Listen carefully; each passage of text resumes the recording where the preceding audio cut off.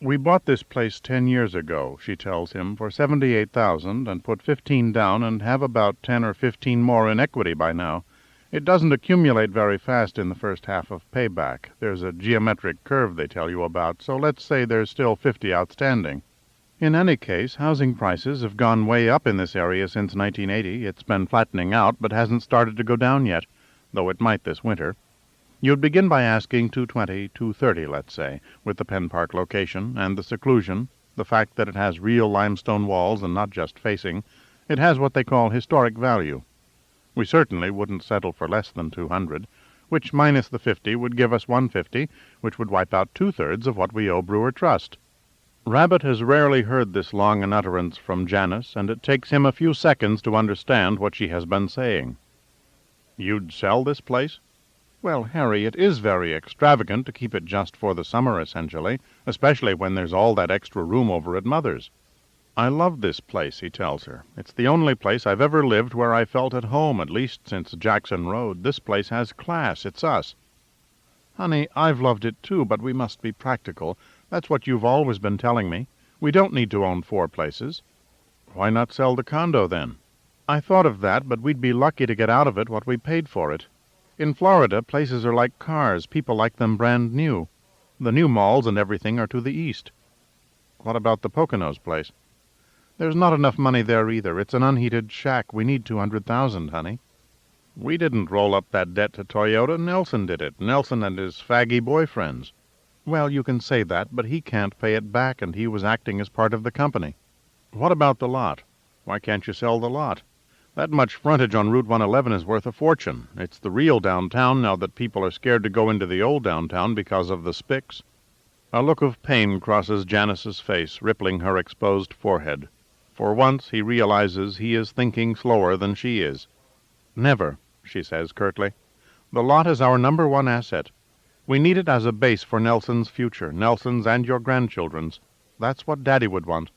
I remember when he bought it after the war. It had been a country gas station with a cornfield next to it that had closed during the war when there were no cars.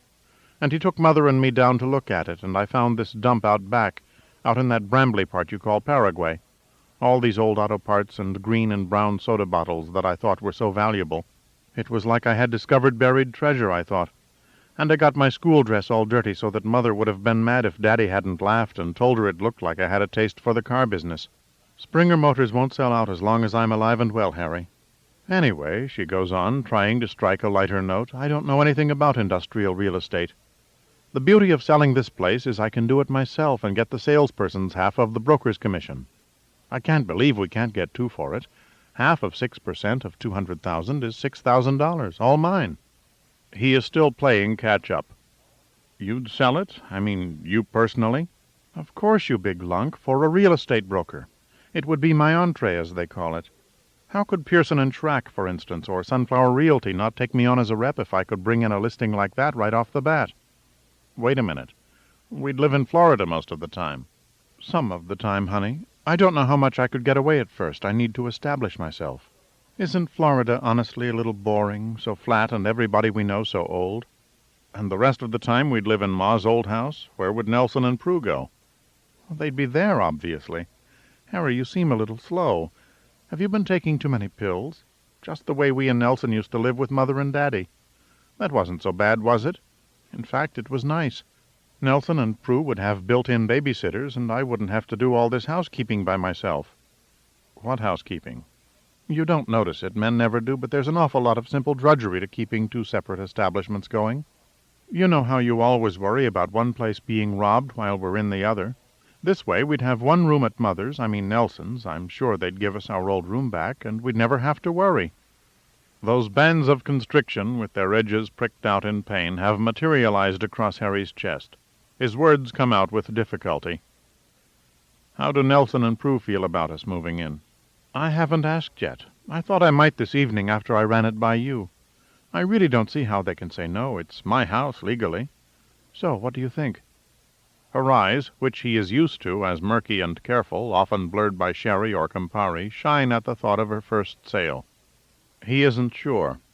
There was a time when he was younger when the thought of any change, even a disaster, gladdened his heart with the possibility of a shake-up. of his world made new. But at present he is aware mostly of a fluttering, binding physical resistance within him to the idea of being uprooted. "I hate it offhand," he tells her. "I don't want to go back to living as somebody's tenant. We did that for 15 years and finally got out of it. People don't live all bunched up, all the generations anymore." "But they do, honey. That's one of the trends in living now that homes have become so expensive and the world so crowded." "Suppose they have more children." "They won't." "How do you know?" "I just do. Prue and I have discussed it." "Does Prue ever feel crowded, I wonder, by her mother-in-law?" "I wouldn't know why. We both want the same thing, a happy and healthy Nelson." Rabbit shrugs. Let her stew in her own juice, the cocky little mutt, going off to school and thinking she's learned everybody's business. You go over after supper and see how they like your crazy plan. I'm dead set against it if my vote counts. Sell off the lot and tell the kid to get an honest job is my advice.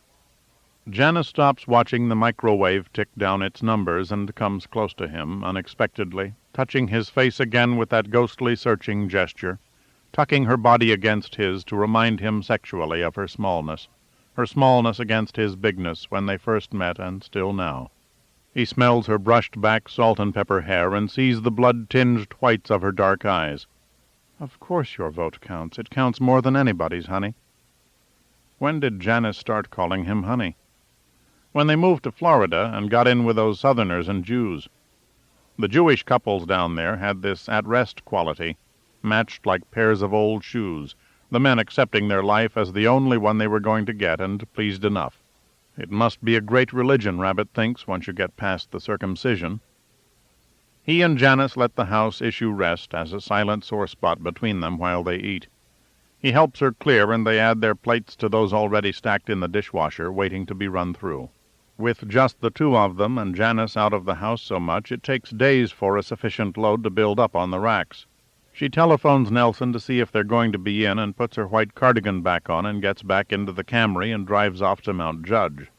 Wonder Woman. Rabbit catches the tail end of Jennings, a bunch of twitchy old black-and-white clips about World War II, beginning with the invasion of Poland 50 years ago tomorrow. Tanks versus cavalry, Hitler shrieking, Chamberlain looking worried. Then he goes out into the dusk and the mosquitoes to stack the already wilting brush more neatly in the corner behind the cement pond with its fading blue bottom and widening crack. He gets back into the house in time for the last 10 minutes of Wheel of Fortune. That Vanna, can she strut? Can she clap her hands when the wheel turns? Can she turn those big letters around? She makes you proud to be a two-legged mammal. By the end of the Cosby summer rerun, one of those with too much Theo in it, Harry is feeling sleepy, depressed by the idea of Janice selling the house, but soothed by the thought that she'll never do it. She's too scatterbrained. She and the kid will just drift along deeper and deeper into debt like the rest of the world. The bank will play ball as long as the lot has value. The Phillies are out in San Diego and in 6th place anyway. He turns the TV sound way down, and by the comforting shudder of the silenced imagery, stretches out his feet on the Turkish hassock they brought from Ma Springer's house when they moved, and slumps down deeper into the silvery pink wing chair he and Janice bought at Schechner's 10 years ago. His shoulders ache from all that pruning. He thinks of his history book, but it's upstairs by the bed. There is a soft ticking at the lozenge-pane windows. Rain, as on that evening at the beginning of summer, when he'd just come out of the hospital. The narrow room with the headless sewing dummy, another world, a dream world. The phone wakes him when it rings. He looks at the thermostat clock as he goes to the hall phone. 9:20. Janice has been over there a long time. He hopes it isn't one of those coke dealers that still now and then call about money they are owed or a new shipment of fresh material that has come in. You wonder how these dealers get so rich. They seem so disorganized and hit or miss. He was having a dream in the wing chair, some intense struggle already fading and unintelligible, with an unseen antagonist, but in a vivid domed space like an old-time railroad terminal, only the ceiling was lower and paler. A chapel of some kind, a tight space that clings to his mind, making his hand look ancient and strange. The back swollen and bumpy, the fingers withered, as it reaches for the receiver on the wall. "Harry." He has never heard Janice's voice sound like this, so stony, so dead. "Hi, where are you? I was getting afraid you'd had an accident." Harry, Something grabs her throat and will not let her speak. Yeah? Now she is speaking through tears, staggering over gulps, suppressed sobs, lumps in her throat. I described my idea to Nelson and Prue, and we all agreed we shouldn't rush into it. We should discuss it thoroughly. He seemed more receptive than she, maybe because he understands the financial problems. Yeah. Hey, it doesn't sound so bad so far. She's used to considering the house as hers. No woman likes to share a kitchen. After she'd put the children to bed, she came down with this look on her face and said there was something then that Nelson and I should know, if we were all going to live together. Yeah? His own voice is still casual, but he is no longer sleepy. He can see what is coming like a tiny dot in the distance that becomes a rocket ship in a space movie.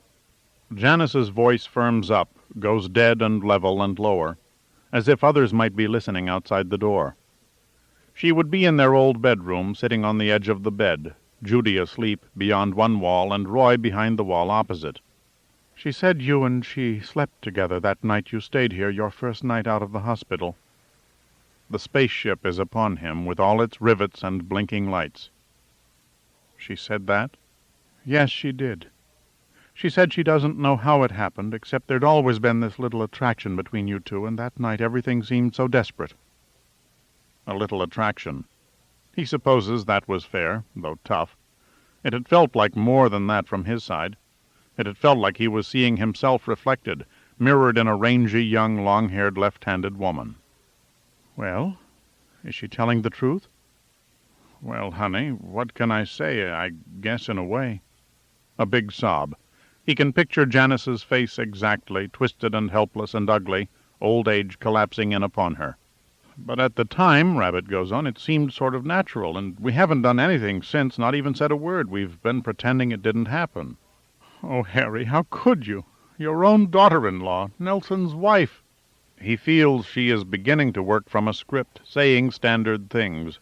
And into the vault of his shocked and shamed consciousness a small flaw admits a whiff of boredom. This is the worst thing you've ever done. Ever. Ever, Janice tells him. The absolute worst. That time you ran away, and then Peggy, my best friend, and that poor hippie girl, and Thelma. Don't think for one moment I didn't know about Thelma. But now you've done something truly unforgivable. Really? The word comes out with an unintended, hopeful lilt. I will never forgive you.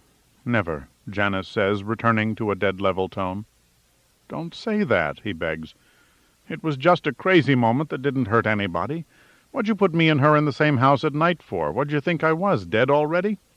I had to go to class. There was a quiz. I wouldn't have gone ordinarily. I felt so guilty. That's a laugh. I felt guilty. I see now why they have gun laws. If I had a gun, I'd shoot you. I'd shoot you both. What else did Prue say? Answering, he figures, will bring her down a bit from this height of murderous rage. Janice answers. She didn't say much of anything, just the flat facts, and then folded her hands in her lap and kept giving me and Nelson that defiant stare of hers. She didn't seem repentant, just tough, and obviously not wanting me to come live in the house. That's why she told. He feels himself being drawn into alignment with Janice, against the others, with a couple's shared vision, squinting this way at Prue. He feels relieved, beginning already to be forgiven, and faintly disappointed. She is tough, he agrees soothingly. Prue, what do you expect from an Akron steamfitter's daughter? He decides against telling Janice, now at least, how in making their love, Prue had come twice, and he had felt used expertly. His reprieve is only just beginning. It will take weeks and months and years of whittling at it. With her new business sense, Janice won't give anything away cheap. We want you over here, Harry, she says. Me? Why, it's late, he says. I'm bushed from all those bushes. Don't think you're out of this and can be cute. This is a hideous thing. None of us will ever be the same. We never are, he dares say. Think of how Nelson feels. This hurts. He hadn't wanted to think about it. She tells him, Nelson is being very calm and using all that good psychological work they did at the treatment center. He says this will need a lot of processing, and we must begin right now. If we don't start right in, we'll all harden in our positions. Rabbit tries to conspire again to elicit another wifely description. Yeah, how did the kid take it? But she only says, "I think he's in shock. He himself said he hasn't begun to get in touch with his real feelings." Harry says, "He can't be on too high a horse after all the stunts he's been pulling all these years. Coke whores all over Brewer. And if you ask me, that Elvira over at the lot is more than just a token skirt. When she's around, he sounds like he's been given a shot of joy juice." But Janice doesn't relent. "You have hurt Nelson incredibly much," she says. "Anything he does from now on, you can't blame him. I mean, Harry, what you've done is the kind of perverted thing that makes the newspapers. It was monstrous." "Honey." "Quit it with the honey." "What's this perverted? We weren't at all blood-related. It was just like a normal one-night stand. She was hard up and I was at death's door. It was her way of playing nurse." More sobbing. He never knows what will trigger it. "Harry, you can't make jokes." Those weren't jokes. But he feels chastised, dry-mouthed, spanked. "You get right over here and help undo some of the damage you've done for once in your life." And she hangs up, having sounded comically like her mother in the juicy way she pronounced "for once." A life knows few revelations. These must be followed when they come. Rabbit sees clearly what to do. His acts take on a decisive haste. He goes upstairs and packs. The brown canvas suit bag. The big yellow rigid tourister with the dent in one corner where an airline handler slung it. Jockey shorts, T-shirts, socks, polo shirts in their pastel tints, dress shirts in their plastic envelopes, golf slacks, Bermuda shorts. A few ties, though he has never liked ties. All his clothes are summer clothes these days. The wool suits and sweaters wait in moth-proof bags for fall days. October into November, that will not come this year for him. He takes 4 lightweight sports coats and 2 suits, one the putty-colored and the other the shiny gray like armor, in case there's a wedding or a funeral. A raincoat, a couple of sweaters. A pair of black laced shoes tucks into 2 pockets of his folding suit bag, and blue and white Nikes into the sides of the suitcase. He should start jogging again. His toothbrush and shaving stuff. His pills, buckets of them. What else? Oh, yes. He grabs the first salute from his bedside table and tucks it in. He'll finish it if it kills him. He leaves a light burning in the upstairs hall to discourage burglars, and the carriage lamp beside the front door numbered 14.5. He loads the car in 2 trips, feeling the weight of the suitcases in his chest. He looks around the bare hall. He goes into the den, his feet silent on the Antron wall-to-wall carpeting, and looks out the lozenge panes at the glowing nighttime silhouette of the weeping cherry. He plumps the pillow and straightens the arm guards on the wing chair he fell asleep in, not long, but on the far side of a decisive gulf. The he who fell asleep was somebody else, a pathetic somebody. At the front door again, he feels a night breeze on his face, hears the muffled rush of traffic over on Penn Boulevard. He sets the latch and softly slams the door. Janice has her key. He thinks of her over there in the Springers' big stucco house that always reminded him of an abandoned enormous ice cream stand. Forgive me. Rabbit gets into the Celica. Take a ride in the great indoors. One of the new slogans they'd been trying to push. You can have too many slogans. They begin to cancel out. The engine starts up. Reverse gear carries him smoothly backwards. Who could ask for anything more? The digital clock says 10:07. Traffic on Penn Boulevard is starting to thin. The diners and gas stations are beginning to darken. He turns right at the blinking red light and then right again at the Brewer bypass along the Running Horse River. The road lifts above the trees at a point near the elephant gray gas tanks, and the bypassed old city shows a certain grandeur. Its 20-story courthouse, built in the beginning of the Depression, is still the tallest building, the concrete eagles with flared wings at each corner lit by spotlights, and the sweeping shadow of Mount Judge, crowned by the star spatter of the Pinnacle Hotel, hangs behind everything like an unmoving tidal wave. The street lamps show Brewer's brick tint like matches cupped in ruddy hands. Then, quite quickly, the city and all it holds is snatched from view. Groves of weed trees half hide the empty factories along the river, and one might be anywhere in the eastern United States on a 4-lane divided highway. He and Janice have done this southward drive so often he knows the options. He can get off at 2:22 and proceed directly but pokily through Lancaster, through a string of stoplight-ridden brewer suburbs. Or he can stay on 422 a few miles to 176 and head directly south and then cut west to Lancaster and York. The first time he tried this trip, 30 years ago last spring, come to think of it, he made the mistake of heading south too soon, toward Wilmington and a vision of barefoot DuPont women.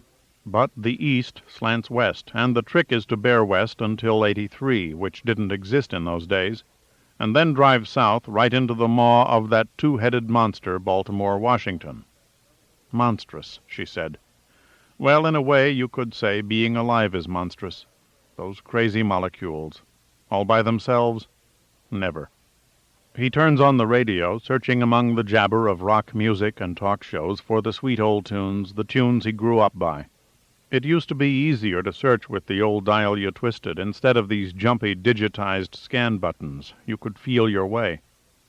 The scan comes suddenly upon the silky voices of Dinah Shore and Buddy Clark entwined in the duet of Baby It's Cold Outside.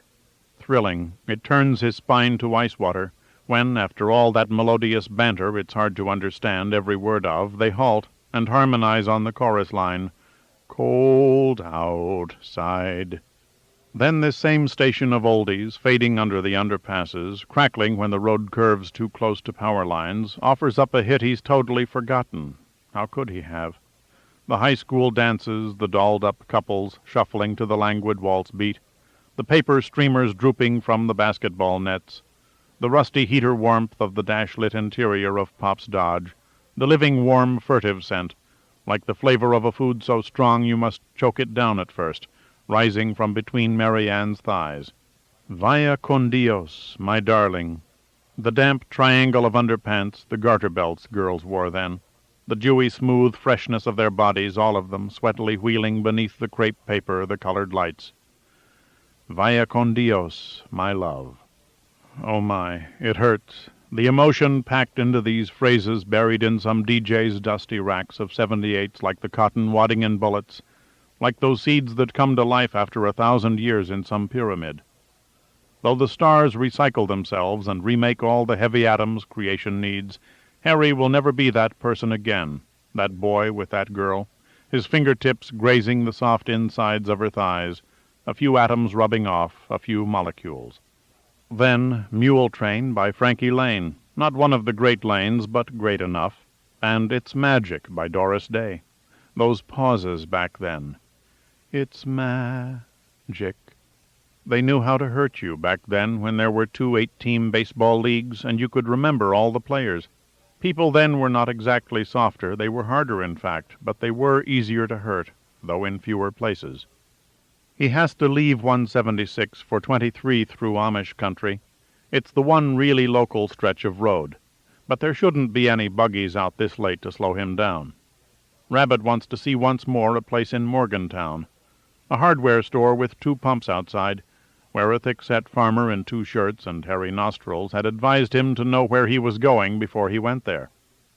Well, now he did. He had learned the road and figured out the destination. But what had been a country hardware store was now a slick little real estate office. Where the gas pumps had been, fresh black asphalt showed under the moonlight the stark yellow stripes of diagonal parking spaces. No, it isn't moonlight he sees. It is the sulphurous illumination that afflicts busy paved places all night. Though the hour is near 11, a traffic of giant trucks heaves and snorts and groans through the sleepy stone town. The realtor's office is full of Polaroid snapshots of property for sale, and Route 23, once a narrow road on the ridge between 2 farm valleys as dark at night as manure, now blazes with the signs that are everywhere. Pizza Hut, Burger King, Rent a Movie, Turkey Hill Minute Market, Quilt World, Shady Maple Smorgasbord, Village Herb Shop, Country Knives. Real estate makes him think of Janice, and his heart dips at the picture of her waiting with Nelson and Prue for him to show up over at the Springers, and panicking by now, probably imagining he's had a car accident, and coming back with her key to the deserted house, all fluttery and hot breath, the way she gets. Maybe he should have left a note like she did him that time. Harry, dear, I must go off a few days to think. But she said never forgive him. Shoot you both, she upped the stakes. Let her stew in her own juice. Think she's so smart suddenly going back to school. Nelson the same way. Damned if they're going to get him sitting in on some family therapy session run by his own son, whose big red-headed wife he's boffed. Only good thing he's done all year as he looks back on it. Damned if he'll face him, give him the satisfaction, all white in the gills from this new grievance. Rabbit doesn't want to get counseled. The 11 o'clock news comes on the radio. Jim Baker, on trial in Charlotte, North Carolina, on 24 counts of fraud in connection with his scandal-ridden PTL television ministry, collapsed today in court and is being held for up to 60 days for psychiatric evaluation at the Federal Correctional Institute. Dr. Basil Jackson, a psychiatrist who has been treating Baker for 9 months, said that the once charismatic evangelist has been hallucinating. Leaving the courtroom Wednesday after former PTL executive Steve Nelson collapsed on the witness stand, Baker saw the people outside as animals intent upon attacking and injuring him. Baker's wife, Tammy, said from her luxurious home in Orlando, Florida, that Baker, over the phone, had seemed to be experiencing a terrible emotional trauma, and that she prayed with him and they agreed that they would trust in the Lord. In Los Angeles, Jessica Hahn, the former PTL secretary whose sexual encounter with Baker in 1980 led to his downfall, told reporters, quote, "I'm not a doctor, but I do know about Jim Baker. I believe Jim Baker is a master manipulator. I think this is a sympathy stunt just like it is every time Tammy gets on TV and starts crying and saying how abused they are," end quote. In Washington, the Energy Department is searching for mysteriously missing amounts of tritium, the heavy hydrogen isotope necessary to the making of hydrogen bombs. Also in Washington, Science magazine reports that the new bomb detector, called a TNA for thermal neutron analysis, installed today at JFK Airport in New York City, is set to detect 2.5 pounds of plastic explosives and would not have detected the bomb, thought to contain only 1 pound of Semtex explosive, which brought down Pan Am Flight 103 over Lockerbie, Scotland. In Toronto, movie superstar Marlon Brando told reporters that he has made his last movie. "It's horrible," he said of the motion picture entitled The Freshman. "It's going to be a flop, but after this I'm retiring. You can't imagine how happy I am." In Bonn, West Germany, Chancellor Helmut Kohl telephoned the new Polish Prime Minister Tadeusz Mazowiecki in a plea for better relations between their two countries. It was 50 years ago tomorrow, indeed almost right to this minute when allowances are made for time zones, that Germany under Adolf Hitler invaded Poland, precipitating World War II, in which an estimated 50 million persons were to perish. Like, wow. In sports, the Phillies are losing in San Diego and Pittsburgh is idle. As to the weather, it could be better and it could be worse. Mezzo mezzo. I didn't say messy, but look out for thunder showers, you Lancaster County night owls. Oh yes, Brando also called his new and terminal movie a stinker. No sweat for a fellow who began his career in a torn undershirt. Rabbit smiles in the whispering, onrushing cave of the car. This guy must think nobody is listening, gagging it up like this. Lonely in those radio studios, surrounded by paper coffee cups and perforated acoustic tiles. Hard to know the effect you're making. Hard to believe God is always listening, never gets bored. The dashboard lights of the Celica glow beneath his line of vision like the lights of a city about to be bombed. The superhighway crosses the Susquehanna and at York catches 83. As Harry drives south, the station fades behind him toward the end of Louis Prima's Just a Gigolo, that fantastic chorus where the chorus keeps chanting Just a Gigolo in a kind of affectionate mockery of that wheezy, wonderful voice. It makes your scalp prickle with joy. Rabbit fumbles with the scan button but can't find another oldie station, just talk shows, drunks calling in, the host sounding punchy himself, his mouth running on automatic pilot. Abortion, nuclear waste, unemployment among young black males, CIA complicity in the AIDS epidemic, Boesky, Milken, Bush and North, Noriega. You can't tell me that. Rabbit switches the radio off, hating the sound of the human voice. Vermin. We are noisy vermin, crowding even the air. Better the murmur of the tires, the green road signs looming in the lights and parabolically enlarging and then whisked out of sight like magicians' handkerchiefs. It's getting close to midnight, but before he stops he wants to be out of the state. Even that botched time ages ago he got as far as West Virginia. To get out of Pennsylvania, you have to climb a nameless mountain beyond Hungerford. Signs and lights diminish. The lonely highway climbs. High lakes gleam under what is now, in a gap between clouds, true moonlight. He descends into Maryland. There is a different feeling. Groomed center strips, advertisements for park and ride for commuters. Civilization, out of the sticks. His eyelids feel sandy, his heart fluttery and sated. He pulls off 83 into a Best Western well north of Baltimore, pleased to think that nobody in the world, nobody but the stocky, indifferent Asiatic desk clerk, knows his location. Where is the missing tritium? He likes motel rooms, the long, clammy slot of hired space, the 2 double beds, the television set with its invitation to buy an R-rated movie, the shag carpet, the framed prints of big birds, the sanitized towels, the hush of anonymity, the closeted echo of old sex.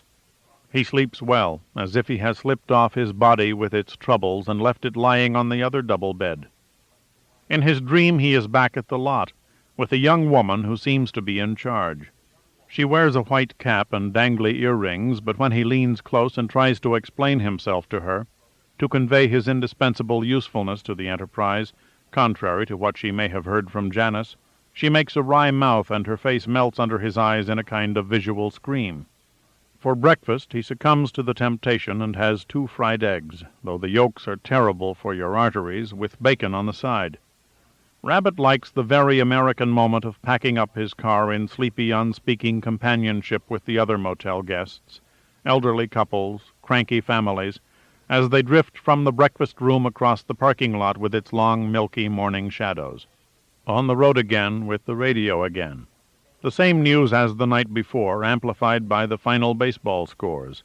Phil's lost 5-1, and the news from Asia, where it is already afternoon for the busy Japanese currency speculators, the restive Chinese students, the doll-like Filipino hookers, the unhappily victorious Vietnamese, the up-and-coming, although riotous Koreans, the tottering Burmese socialists, the warring Cambodian factions, including the mindless Khmer Rouge minions of the most atrocious national leader since Hitler and Stalin, the infamous Pol Pot. Like, wow! Wake up, songbirds! The DJ, not last night's, but just as crazy and alone with himself, plays some rockabilly song Rabbit likes about getting down, make a little love, get down tonight. It occurs to Harry he didn't even jerk off last night, though motel rooms usually excite him. Boy, is he showing his age. As Baltimore nears, the condominiums multiply, thicken, entire hills and valleys loaded with them, pastel gingerbread staircases containing invisible people. 83 ends seamlessly at 695, and with all the commuters in their neckties, he drones around the Beltway, jostling for his space in the world as if he still deserves it. Then he takes up 95, which will be his home all the way to Florida. There are 2 ways around Washington. He and Janice have tried them both. The boringly expert travelers down in the condo, like the Silbersteins, say 495 passing to the north and west is actually quicker. But he likes the little glimpse of the monuments you get by staying east on 95 and crossing the Potomac on a broad bridge into Alexandria. The frozen far heart, ice cream white, of the grand old republic. After all that megalopolis, Virginia feels bucolically vacant. The fields seem bigger than those in Pennsylvania, the hills gentler and more open, with meadows and horses. A gracious mist in the air, once in a while a pillared manse on a pale green rise like something embroidered on a sampler by a slave-owner's spinster daughter. A military tinge. Fort Belvoir Engineer Proving Ground, Quantico Marine Corps Base. Harry thinks of his army time, and it comes back as a lyric tan, a translucent shimmer of aligned, faceless men, the curious peace of having no decisions to make, of being told entirely what to do. War is a relief in many ways. Without the Cold War, what's the point of being an American? Still, we held out. We held off the oafs for 40 years. History will remember that. It becomes hard now to find stations on the radio that are not country music or religion.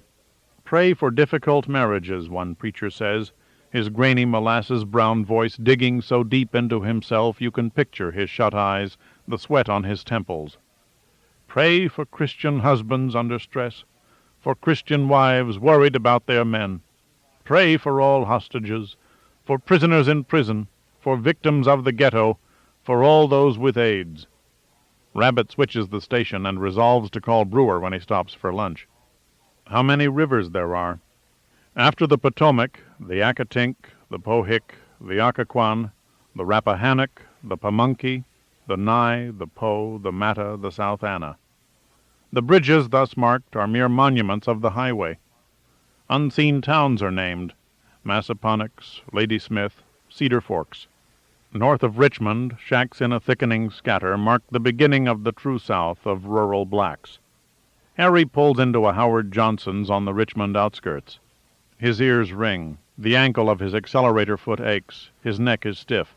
The heat has gone up several notches since the motel parking lot this morning. Inside the air-conditioned restaurant, salesmen with briefcases are at all the payphones. He eats too much lunch, consuming the last French fry that came with his tasteless hamburger, mopping up salt with it in his fingers like his grandson Roy does, and then ordering apple pie to see if it's any different in Virginia. It's sweeter and gluier. It lacks that cinnamon they sprinkle on in Pennsylvania. A phone is available after he pays the check, and with $3 worth of quarters ready, he dials not the gray limestone house on Franklin Drive, but the house where he used to live, the Springer house in Mount Judge. A little girl answers.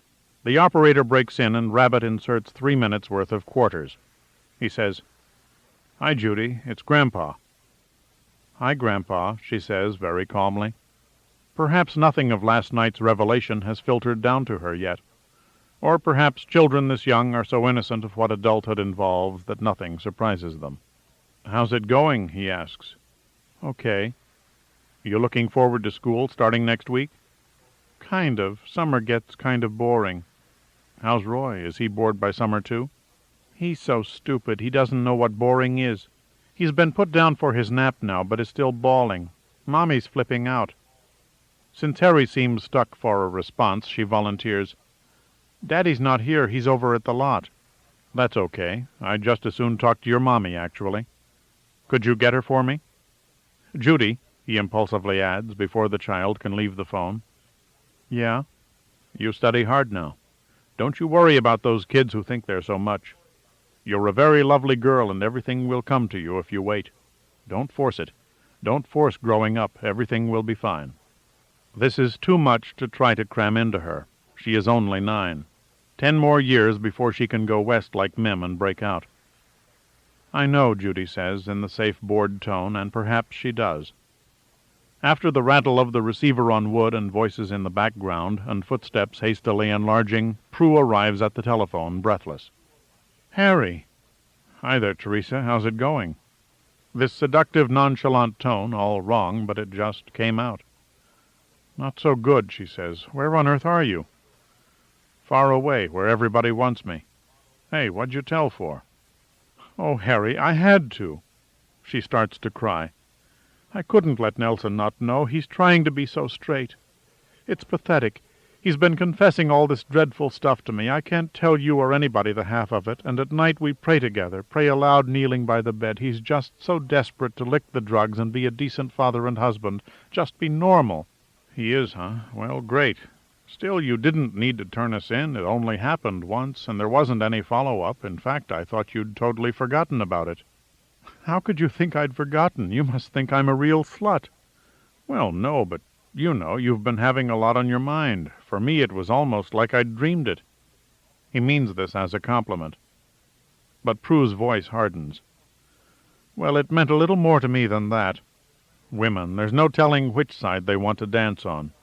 "It was a terrible betrayal of my husband," she pronounces solemnly. "Well," Rabbit says, "he hasn't been all that great a husband as far as I can see. Hey, is Judy listening to all this?" "I'm on the upstairs phone. I asked her to hang up downstairs." "And did she?"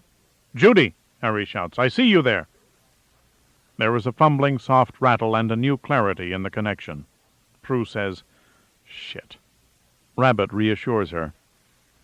"I forget exactly what we said, but I doubt if she understood much. She understands more than she lets on. Girls do." "Well, anyway," he says, "did he confess to affairs with men as well as women?" "Nelson." "I can't possibly answer that question," she says, in a flat, dry voice forever closed to him.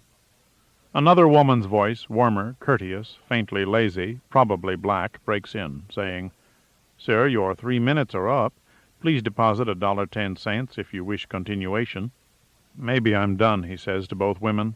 Prue shouts over their imperiled connection, "Harry, where are you?" "On the road," he shouts back. He still has a little stack of change in front of him and inserts 4 quarters and a dime. As they gong away, he sings a snatch of a song he just heard on the radio, Willie Nelson's signature. On the road again? This makes Prue sob. It's as bad as talking to Janice. "Oh, don't," she cries. "Don't tease us all. We can't help it. We're tied down back here." Pity touches him with the memory of her beauty naked like blossoms that night in the narrow, musty room as the rain intensified. She is stuck back there, she is saying, with the living. "I'm tied down too," he tells her. "I'm tied to my carcass." "What shall I tell Janice?" "Tell her I'm on my way to the condo. Tell her she can come join me whenever she wants. I just didn't like the squeeze you all put on me last night. I get claustrophobic in my old age." "I never should have slept with you. It's just at the time—" "It was," he says. "It was a great idea at the time. Tell me, how'd you think I did, looking back on it? For an old guy." She hesitates, then says, "That's it. That's the trouble. I don't see you as an old guy, Harry. I never did." Okay, he has won this from her. This woman-to-man voice. Who could ask for anything more? Let her go. He says, "Don't you fret, Prue. You're a great dish. Tell Nelson to loosen up. Just because he got over crack, he doesn't have to turn into Billy Graham." Or Jim Baker. Harry hangs up, and the telephone startles him by returning, with a pang and clatter, the dime and 4 quarters. That operator with the southern voice must have been listening and taken a shine to him. As the afternoon wears on toward Fayetteville, North Carolina, where there is a Comfort Inn he and Janice have stayed at in years past, he hears an amazing thing on the car radio. They interrupt a string of 40s swing classics to announce that Bartlett Giamatti, commissioner of baseball and former president of Yale University, died of a heart attack on the island of Martha's Vineyard, Massachusetts, late this afternoon. Pete Rose strikes back, Rabbit thinks. Professor Giamatti, who was only 51 years of age, retired after lunch in his summer home in Edgartown, and at 3 o'clock was found by his wife and son in full cardiac arrest. Only 51, Rabbit thinks. Police took Giamatti to the Martha's Vineyard Hospital, where he was worked upon for an hour and a half. The emergency team several times succeeded in restoring the electric mechanism of the heartbeat, but Giamatti was at last pronounced dead. That little electric twitch, without it we're so much rotting meat. One of the first things he ought to do in Florida is make an appointment with Dr. Morris to keep himself out of the hands of that hawk-faced Australian, Dr. Ullman. Dying to sink his knife into me. Giamatti had been an English instructor at Yale, the news says, and became the youngest president in the history of the university, and in 11 years reversed that institution's trend into red ink and academic mediocrity. As president of the National League, he had aroused some players' ire by tampering with the strike zone and the balk rule. As commissioner, his brief tenure was dominated by the painful Rose affair, whose settlement a week ago left Giamatti in an apparently strong position. He was a heavy man and a heavy smoker. At least I'm no smoker. And now a tune our listeners never get tired of requesting, In the Mood. Fayetteville used to be a hot town with all the soldiers from Fort Bragg, Rabbit remembers from a segment of 60 Minutes he once watched. The downtown had some blocks of XXX movies and sleazy hotels the city fathers finally in despair tore down entirely and made into a park. After a dinner of deep-fried shrimp with onion rings and white bread fried on one side, a southern delicacy, he guesses, at the Comfort Inn, one of those restaurants with a salad bar big as a little cafeteria, so you wonder as you sit there waiting for the waitress if you're missing the boat. Harry cruises in the slate-gray Celica, his private Batmobile, toward the center of wicked Fayetteville. After a dinner of deep-fried shrimp with onion rings and white bread fried on one side, a southern delicacy, he guesses, at the Comfort Inn, one of those restaurants with a salad bar big as a little cafeteria, so you wonder as you sit there waiting for the waitress if you're missing the boat, Harry cruises in the slate-gray Celica, his private Batmobile, toward the center of wicked Fayetteville.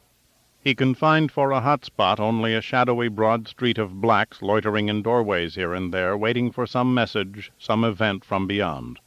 No hookers in hot pants or spandex exercise tights, just a big red-bearded white man in studded black leather who keeps revving his motorcycle, twisting the throttle handle and producing a tremendous noise.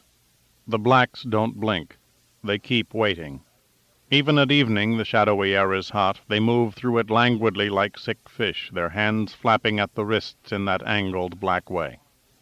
Back in his long room, with its watery scent of cement from underneath the rug, with walls painted altogether yellow, moldings and pipes and air-conditioning vents and light switch plates rollered and sprayed yellow, Rabbit thinks of adding $5.50 to his bill to watch something called Horny Housewives, but instead watches free bits of perfect strangers. It makes him uneasy, two guys living together, even if one of them is a comical Russian, and preseason football between the Seahawks and 49ers. The trouble with these soft-core porn movies on hotel circuits, in case some 4-year-old with lawyers for parents happens to hit the right buttons, they show tits and ass and even some pubic hair, but no real cunt and no pricks.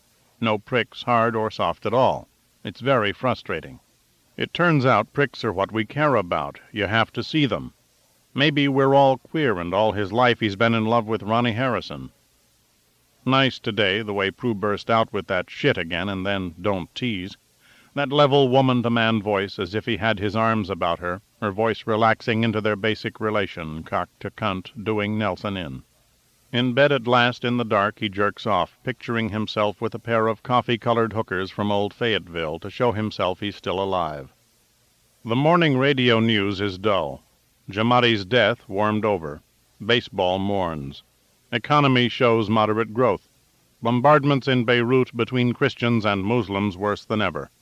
Ex-HUD aide says files were shredded. Supreme Court ruling against organized prayer before football games is rousing indignation all over the Southland.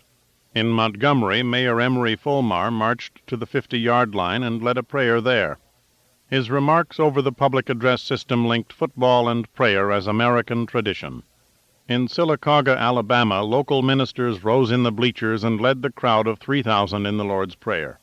In Pensacola, Florida, preachers equipped with bullhorns led spectators in prayer. Fanatics, Rabbit tells himself. Southerners are as scary as the Amish. From here on down to the Florida line, Route 95 is like a long green tunnel between tall pines. Little shacks peek through. A sign offers pecan rolls 3 for $1. Bigger signs in Hispanic colors, orange and yellow on black, lime green, splashy and loud, miles and miles of them, begin to advertise something called South of the Border. Bear up a leetle longer. You never sausage a place. With a big basketball curving right off the billboard, have a ball.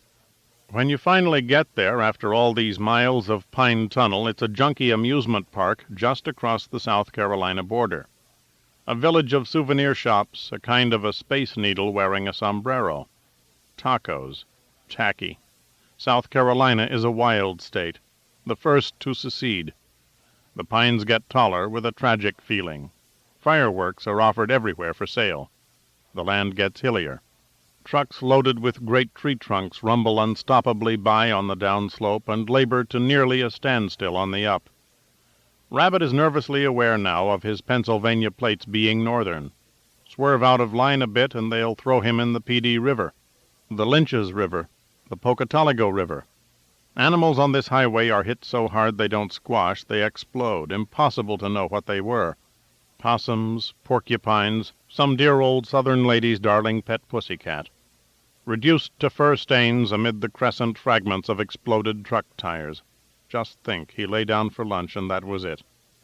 Janice must have got the message from Prue. She may be already at the condo waiting, flying down from Philly and renting a car at the airport. Better enjoy his freedom while he has it. He has come upon a black gospel station, an elastic fat voice shouting, "He'll be there, but you got to call him names," endlessly repeated with unexpected rhythmic variations. "Roll that stone away, do you know the story?" A commercial interrupts at last, and would you believe it's for Toyotas. Those Japs don't miss a trick, you have to hand it to them. Selling right in the slave quarters. Your pluralistic society.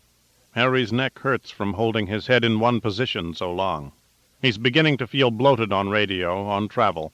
God's country. He could have made it smaller and still made the same point. He'll be there. Funny about Harry and religion. When God hadn't a friend in the world back there in the 60s, he couldn't let go of him.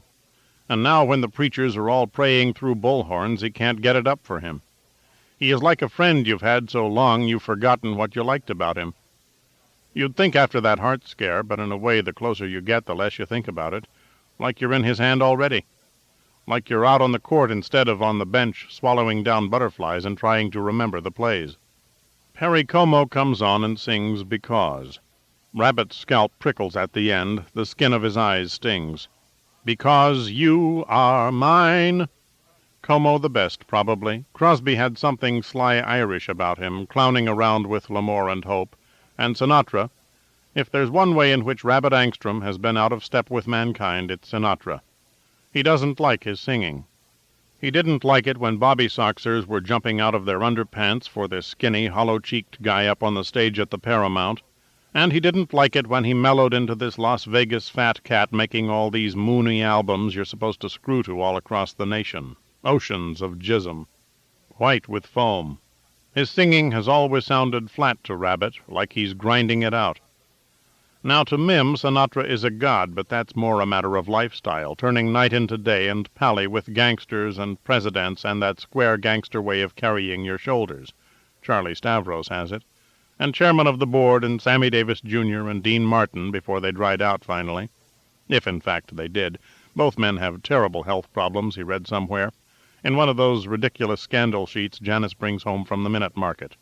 Sometimes Harry envies Mim the glamorous, dangerous life he guesses she's lived. He's glad for her.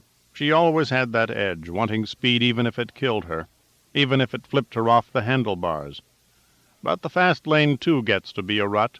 He doesn't regret the life he led, though Brewer is a dull enough town, not New York, or Chicago, my kind of town, the way Sinatra grinds it out. What he enjoyed most, it turns out in retrospect, and he didn't know it at the time, was standing around in the showroom, behind the dusty big window with the banners, bouncing on the balls of his feet to keep up his leg muscles, waiting for a customer, shooting the bull with Charlie or whoever, earning his paycheck, filling his slot in the big picture, doing his bit, getting a little recognition. That's all we want from each other, recognition. Your assigned place in the rat race. In the Army, too, you had it. Your number, your bunk, your assigned duties, your place in line, your pass for Saturday night, 4 beers and fuck a whore in a ranch house. Honey, you didn't pay to be no two-timer. There's more to being a human being than having your own way. Fact is, it has come to Rabbit this late in life you don't have a way except what other people tell you. Your mother first, and poor Pop, then the Lutheran minister, that tough old Heine Fritz Kruppenbach. You had to respect him, though. He said what he believed. And then all those school teachers, Marty Totherow and the rest, trying to give you an angle to work from, and now all these talk show hosts. Your life derives and has to give. Maybe if your mother was in the fast lane like Annabelle's, you are naturally leery of the opposite sex. The pine trees have gaps now. Marshy stretches open the sky up. There are cabins on stilts, trees with shaggy balls on them, colored wash hanging on lines. Homely hand-lettered signs. Dad's real Southern cookin'. Buy low. A long bridge over Lake Marion, this enormous body of water in the middle of nowhere. Highways branch off to the capital, Columbia, where he's never been, though he and Janice did once detour over to Charleston and back on Route 17.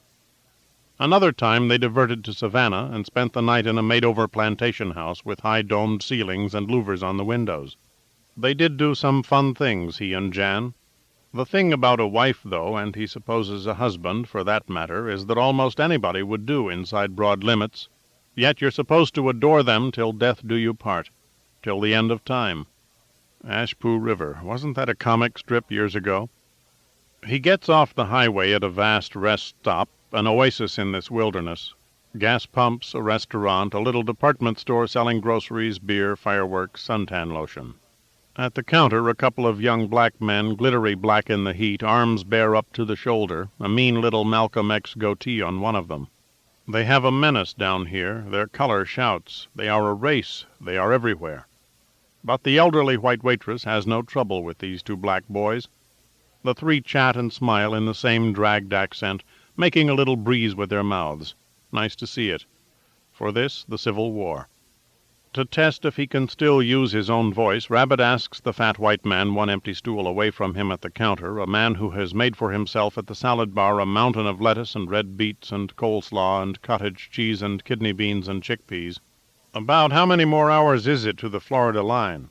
He lets his Pennsylvania accent drag a little extra, hoping to pass. 4, the man answers with a smile. I just came from there. Where you headin' for in Florida? Way the other end. Delian. My wife and I have a condo there. I'm driving down alone. She'll be following later. The man keeps smiling and chewing. I know Delian. Nice old town. Rabbit has never noticed much that is old about it. From our balcony, we used to have a look at the sea, but they built it up. A lot of building on the Gulf side now. The Atlantic side pretty well full. Began my day in Sarasota. Really? That's a long way to come. That's why I'm making such a pig of myself. Hadn't eaten more than a candy bar since 5 o'clock this morning. After a while, you gotta stop. You begin to see things. What sort of things? On this stretch I just came over, a lot of patchy ground fog. It gets to you. Just coffee gets to your stomach. This man has a truly nice way of smiling and chewing and talking all at once. His mouth is wide but lipless, like a Muppet's. He has set his truck driver's cap with a bill and a mesh panel in the back beside his plate. His good head of gray hair, slightly wavy like a rich man's, is permanently dented by the edge of the cap. You driving one of those big trucks? I don't know how you guys do it. How far you going? All the salad on the plate has vanished and the smile has broadened. Boston. Boston? All that way? Rabbit has never been to Boston. To him it is the end of the world, tucked up in under Maine. People living that far north are as fantastic to him as Eskimos. Today, tomorrow, whatever you call it, I expect to have this rig in Boston Sunday afternoon, 24 hours from now. But when do you sleep? Oh, you pull over and get an hour here, an hour there. That's amazing. Been doing it for 15 years. I had retired, but came back to it. Couldn't stand it around the house, nothing on TV that was any good. How about you? Me? On the lam, a bad LAD. He realizes what the question means and answers, retired, I guess. More power to you, fella. I couldn't take it, the truck driver says. Retirement taxed my brain. The elderly waitress, so friendly with the 2 young blacks, brings the hungry man an oval platter heavy with fried steak soaking in a pink mix of oil and blood, and 3 vegetables in little round side dishes, and a separate plate of golden brown corn pone. Harry, somewhat reluctantly, he has made a friend, pushes away from the counter. Well, more power to you, he says.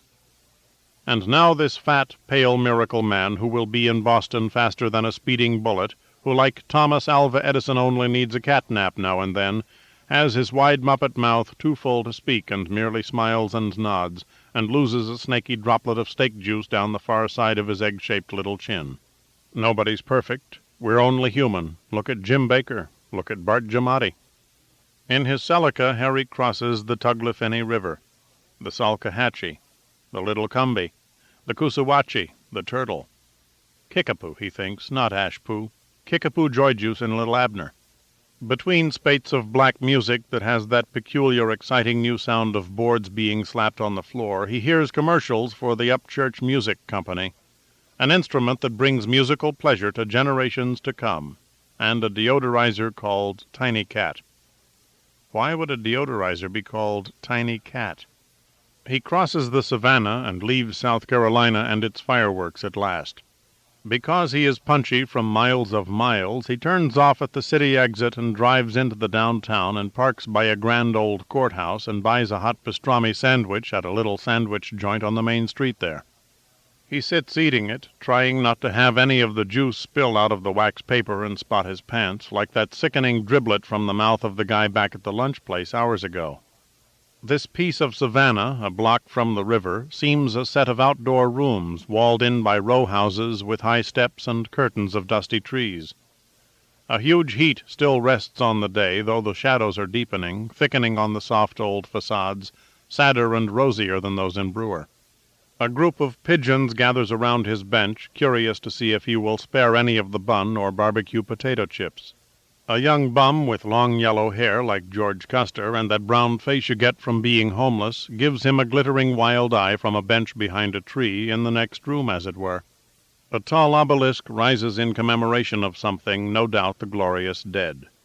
Little chattering brown birds heave in and out of the trees as they try to decide whether the day is over. He better push on.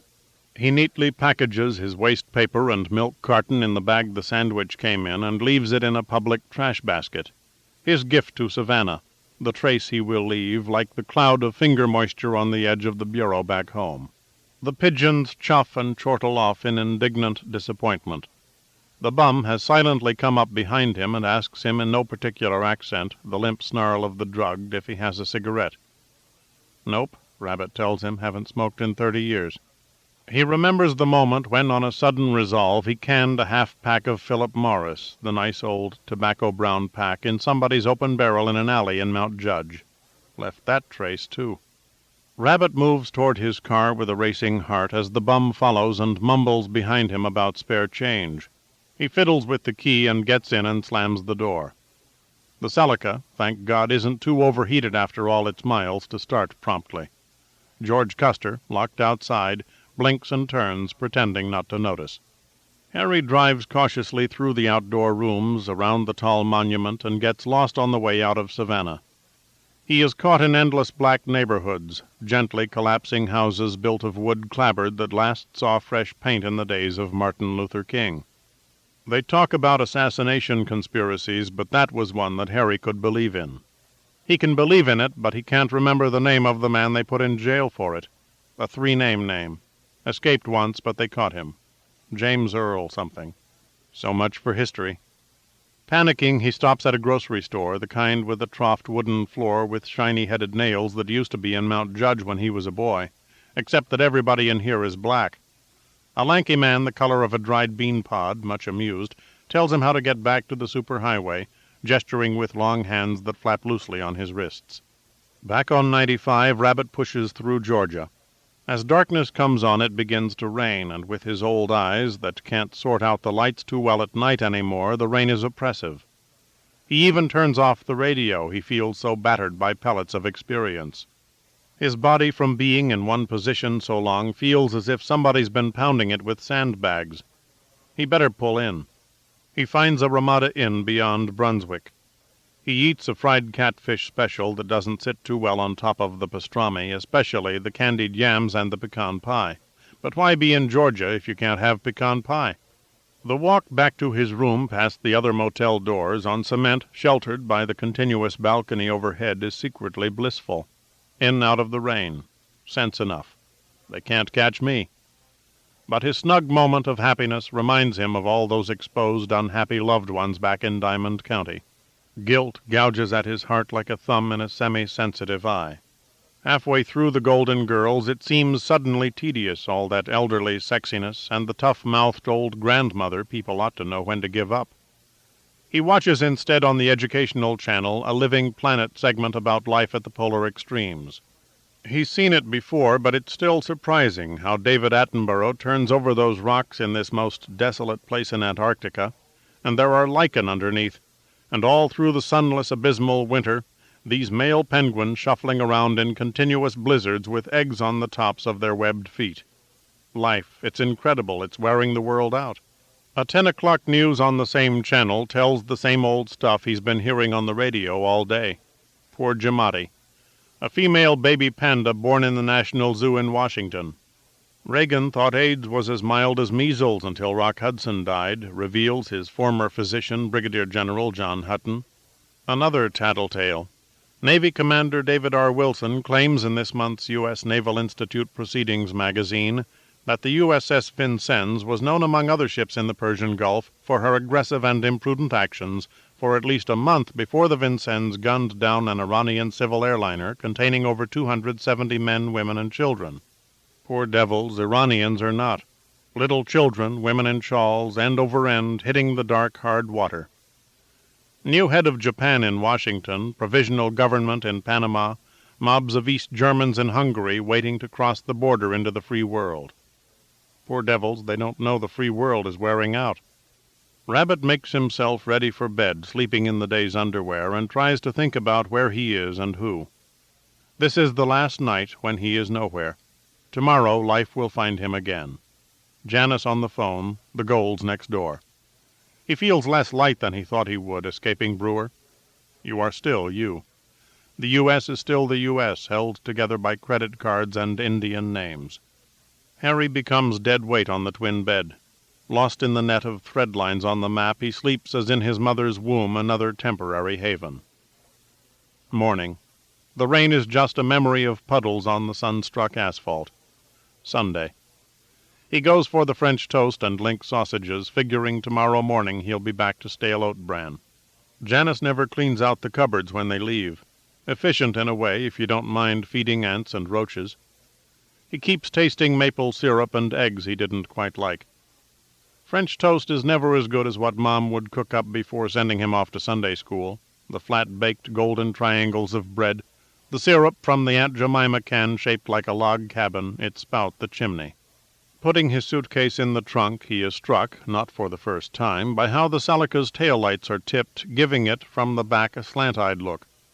Within an hour he crosses the St. Mary's River, and a highway sign says, "Welcome to Florida," and the radio commercials are for Blue Cross, denture fixatives, pulmonary clinics. The roadside becomes sandy, and the traffic thickens, takes on glitter. Jacksonville suddenly looms, an Oz of blue-green skyscrapers, a city of dreams at the end of the Pine Tree Tunnel, gleaming glass boxes heaped around the tallest, the Baptist Hospital. You rise up onto bridges over the St. Johns River far below, and Jacksonville shines from a number of angles like a jewel being turned in your hand. And you pay a toll, and must stay alert not to wind up heading toward Green Cove Springs or Tallahassee. Route 95 is now just one among many superhighways. The cars get wide and fat, the trucks carry rolls of fresh sod instead of skinned pine trunks. All around him, floating like misplaced boats, are big white campers and vans, Winnebagos and Starcrafts, Pathfinders and Dolphins, homes on wheels, the husband at the helm, his elbow out the window, the wife at home behind him making the bed. From all 48 of the states these caravans come to Florida, wearing even Colorado's Green Mountain profile and Maine's gesturing Red Lobster. He notices a new kind of Florida license plate, a kind of misty tricolor memorial to the Challenger, among the many still with the green Florida-shaped stain in the middle like something spilled on a necktie. And wasn't that the disgrace of the decade, sending that poor New Hampshire school teacher and that frizzy-haired Jewish girl, not to mention the men, one of them black and another Oriental, all like some Hollywood cross-section of America, up to be blown into bits on television a minute later. Now the probers think they were probably conscious, falling toward the water, conscious for 2 or 3 minutes.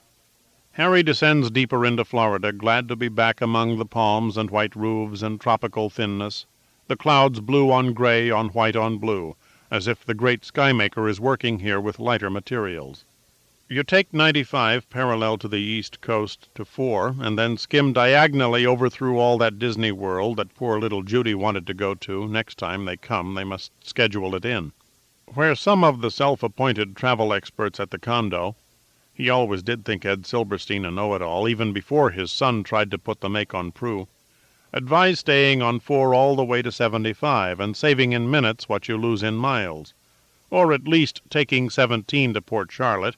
He likes to move south on 27, right through the hot flat belly of the state, through Haines City and Lake Wales, into the emptiness west of the Seminole Reservation and Lake Okeechobee, and then over to Delian on Route 80.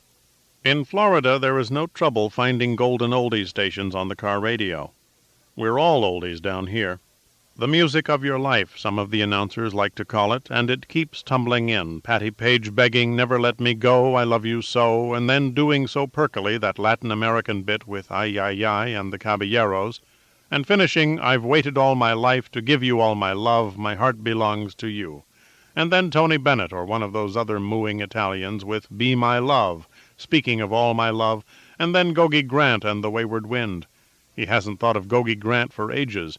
It's a rare song that doesn't light up some of his memory cells, while the landscape outside the car windows beyond the whoosh of the air conditioner gets more and more honky-tonk.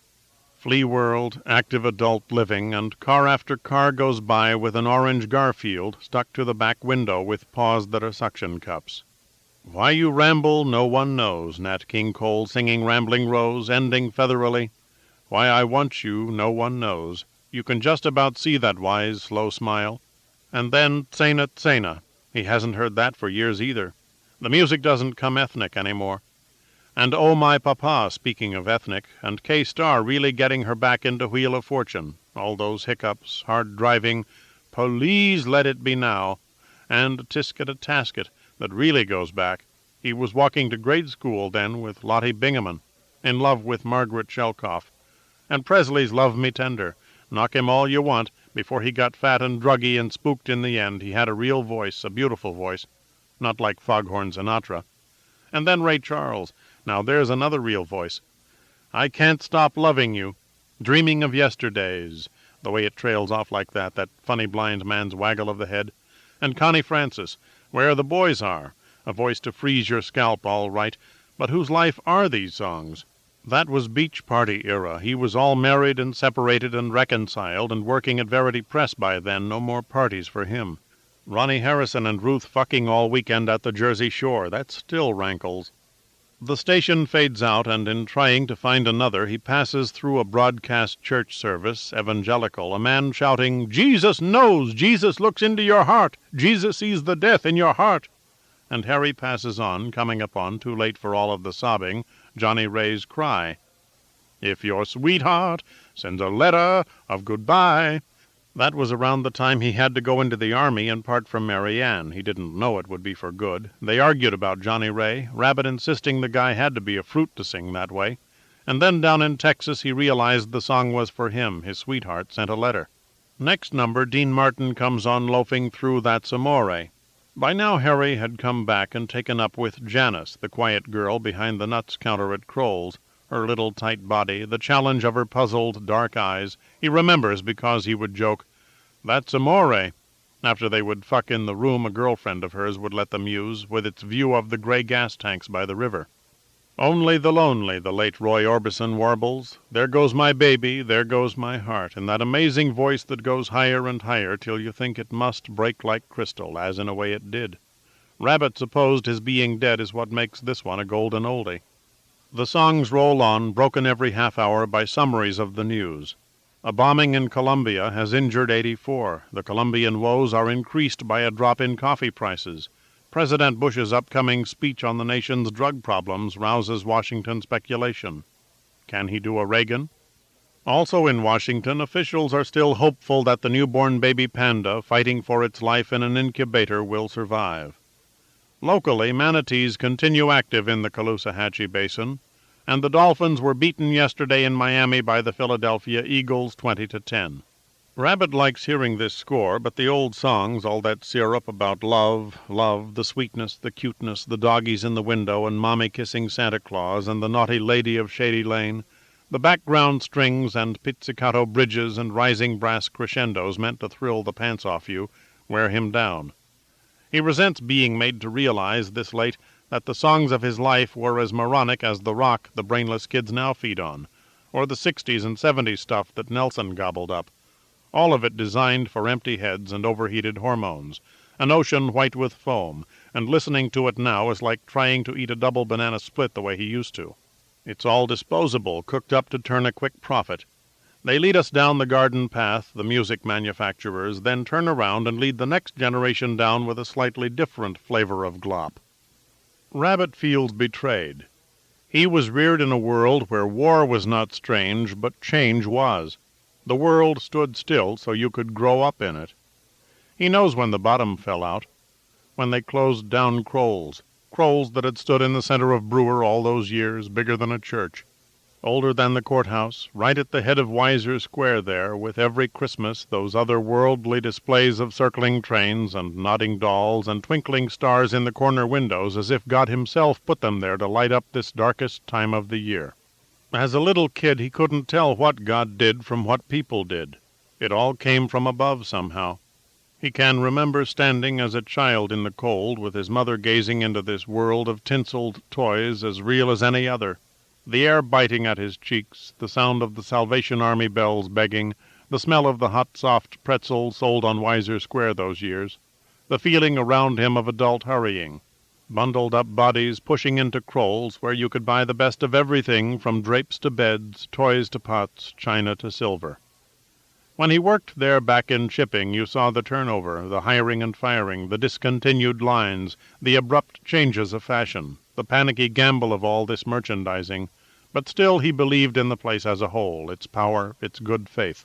So when the system just upped one summer and decided to close Kroll's Down just because shoppers had stopped coming in because the downtown had become frightening to white people, Rabbit realized the world was not solid and benign. It was a shabby set of temporary arrangements rigged up for the time being, all for the sake of the money. You just passed through and they milked you for what you were worth, mostly when you were young and gullible. If Kroll's could go, the courthouse could go, the banks could go. When the money stopped, they could close down God himself. For miles in the vicinity of Disney World and beyond, lesser amusement and theme parks hold out their cups for the tourist overflow.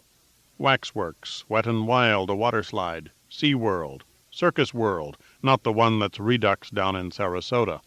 What a dumb word, as dumb as faux. You see it everywhere suddenly. Faux fur, faux jewelry. False is what they mean. A museum of old dolls and toys. Old, old.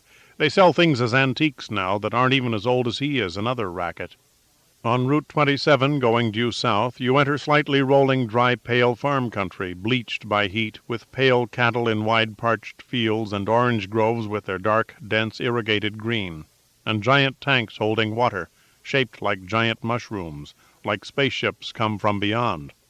At the side of the road little wobbly hand-painted signs offer boiled peanuts, tiny Mexican girls manning the stands, and there is, in faint echo of the giant theme parks to the north, a touching, dusty amusement park, spindly structures put together for a minute's giddy sensation, idle, waiting for the evening's little customers. The sun is high now, and the morning's tattered gray clouds have melted away, and the heat is serious, crushing, frightening when he steps out of the Celica at a Texaco to use the facilities because there is no escape from it, like snow at the South Pole. It even drifts into the men's room, as humid a heat as in the Pennsylvania summer, but more searing, as if it hates you. The road is wide, but has lights and roads coming from the bleached farmland. The small cities drift by, Lake Wales, Frostproof, Avon Park, Sebring, and he wonders about the lives led there, away from the coasts, away from the condos and the fishing charters, by people who wake up and go to work, just like those in Brewer, only everything flattened by the sun. How did they get here, so near the edge of the world, on this sand spit that a little rise in sea level because of Antarctica melting, because of carbon dioxide in the atmosphere, would wash away? A column of thick smoke appears on his left, toward the Seminole Reservation, thick and poisonous, a disaster, an atomic bomb. War has been declared while he's been drowning in musical memories.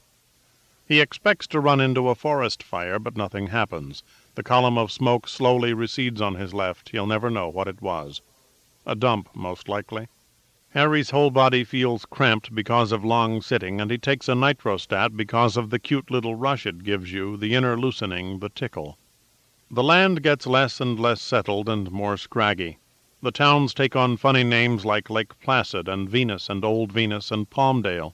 Just beyond Palmdale, after you cross the fish-eating creek at Harrisburg, no less, the state capital up there but a nothing down here, you bear right on 29, a narrow road so straight and flat you can see for miles, trucks coming at you through a shimmer that cuts off their wheels, rednecks in pickups pushing in the rearview mirror to pass, hardly any signs, a feeling all around of swamp.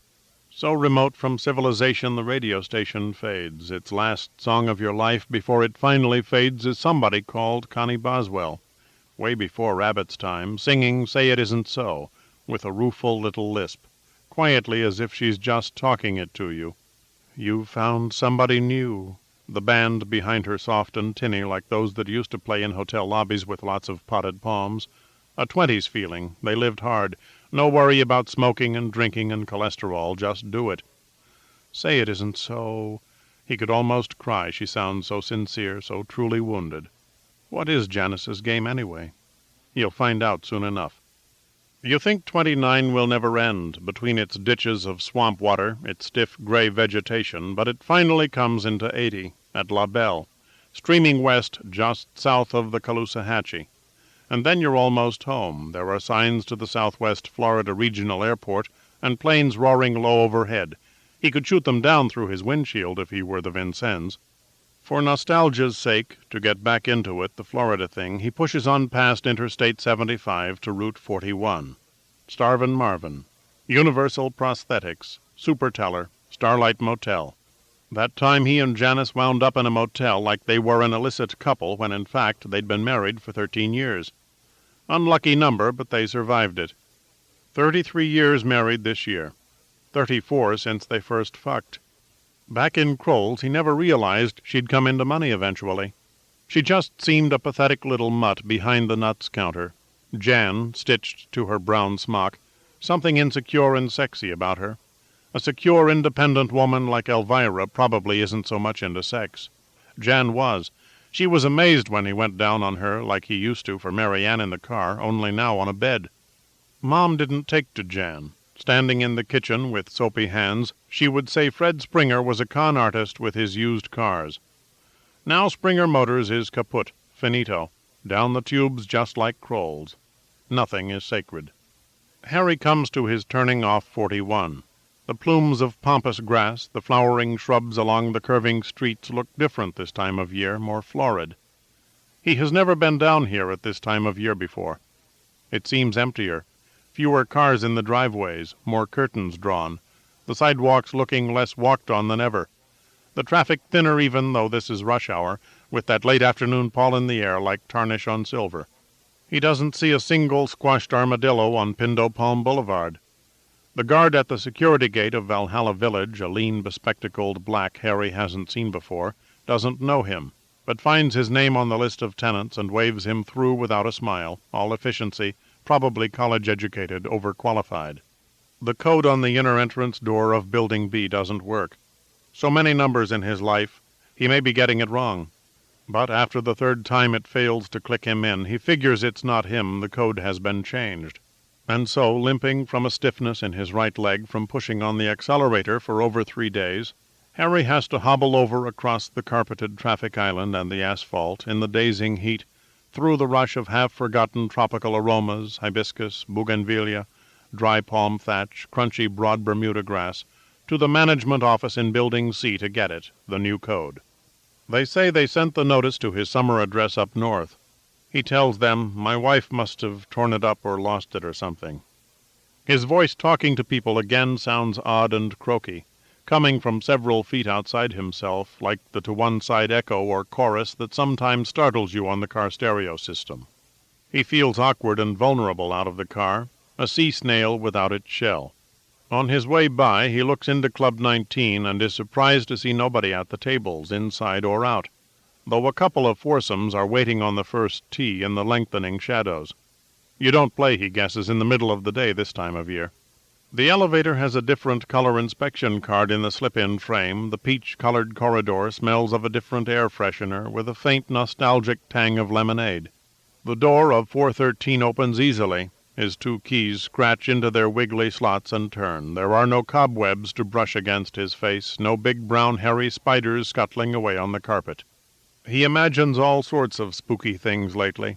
The condo is like it always was, as absolutely still as a reconstruction of itself. The see-through shelves, the birds and flowers Janice made of small white shells, the big green glass egg that used to sit in Ma Springer's living room, the blonde square sofa, the fake bamboo desk, the green-gray dead television screen.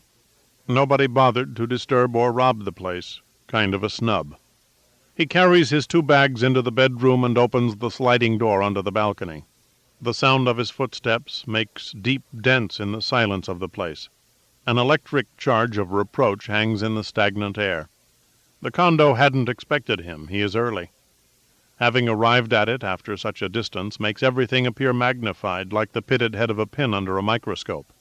The whole apartment, its furniture, its aqua cabinets and formica countertop, its angles of fitted doorframe and baseboard, seems to rabbit a tight structure carefully hammered together to hold a brimming amount of fear.